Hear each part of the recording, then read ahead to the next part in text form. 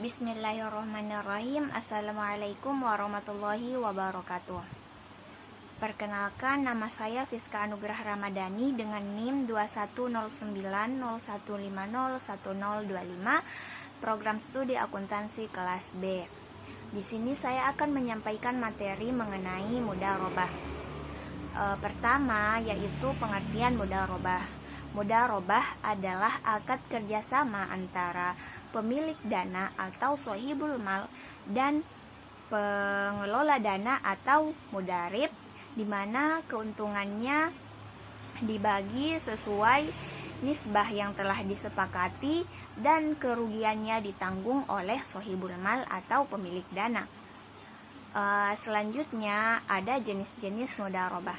Mudharabah ini terbagi ke dalam 3 jenis. Yang pertama, mudharabah mutalaqah. Mudharabah mutalaqah adalah mudharabah yang mana sohibul mal memberikan kebebasan kepada mudharib dalam mengelola dananya. Mudharabah ini juga sering disebut dengan investasi yang tidak terikat. Yang kedua adalah mudharabah muqayyadah. Mudharabah muqayyadah adalah mudharabah yang merupakan kebalikan dari mudharabah mutalaqah. Mudharabah muqayyadah ini adalah mudharabah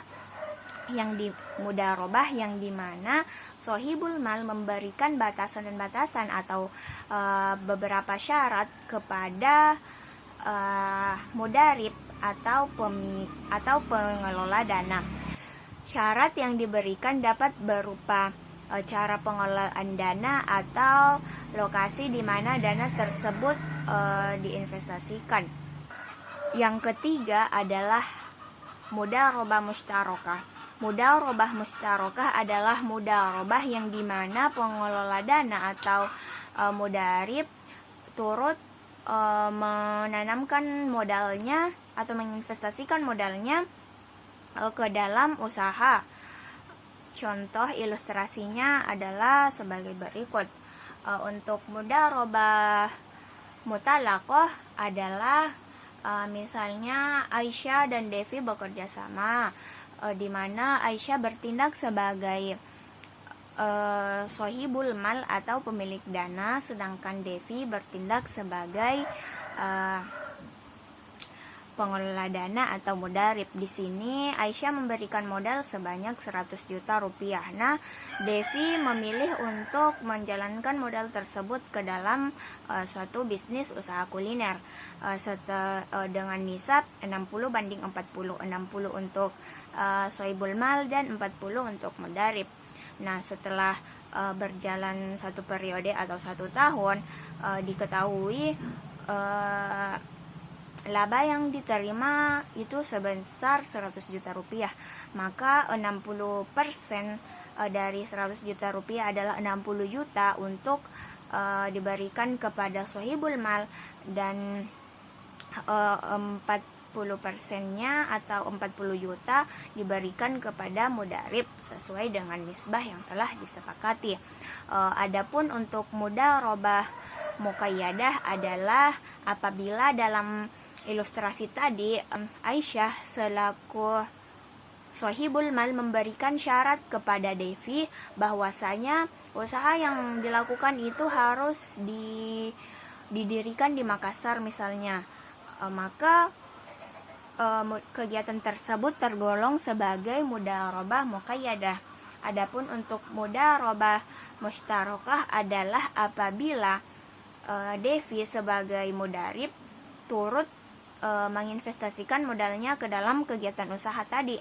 Misalnya tadi dari Aisyah sudah terdapat modal 100 juta, lalu kemudian Devi menambahkan juga modal sebesar 100 juta, maka modalnya 200 juta.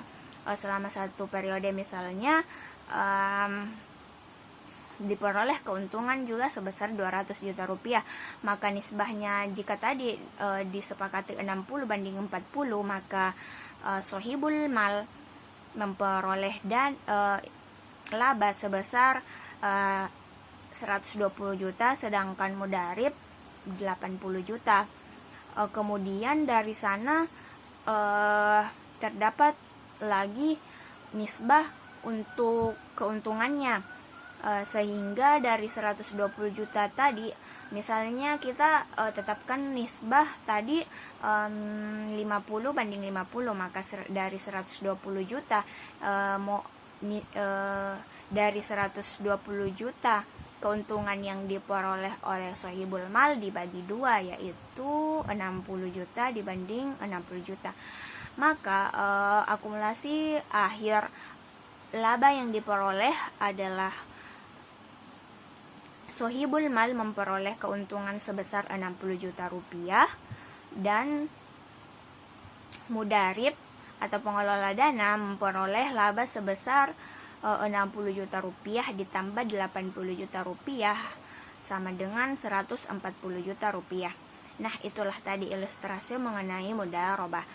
Selanjutnya, sebuah mudharabah dapat sah dilakukan apabila terpenuhi rukun-rukun atau syarat-syaratnya. Yang pertama, ada pelaku atau dalam hal ini pemilik dana atau sahibul mal dan pengelola dana atau mudarib. Yang kedua, ada objek atau harta atau modal. Yang ketiga, akad ijab kabul atau serah terima. Yang keempat, nisbah keuntungan. Mudharabah ini juga dapat diberhentikan atau batal apabila tercapainya waktu perjanjian, apabila mudharabah yang kita lakukan itu dibatasi oleh waktu. Yang kedua, apabila salah satu pihak mengundurkan diri. Yang ketiga, apabila salah satu pihak meninggal atau hilang akal. Yang keempat, apabila salah satu pihak melakukan wan prestasi. Dan yang terakhir, apabila dana sudah tidak ada atau habis. Itu saja yang dapat saya sampaikan. Wassalamualaikum warahmatullahi wabarakatuh.